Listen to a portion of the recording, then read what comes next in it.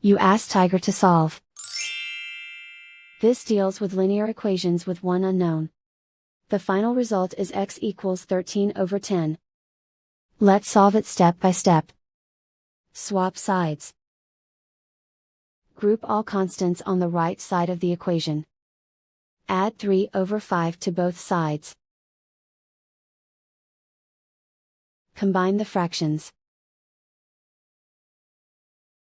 Combine the numerators. Reduce the zero numerator. Simplify the arithmetic. Find the lowest common denominator. Multiply the denominators. Multiply the numerators. Combine the fractions. Combine the numerators. And so the final result is x equals 13/10.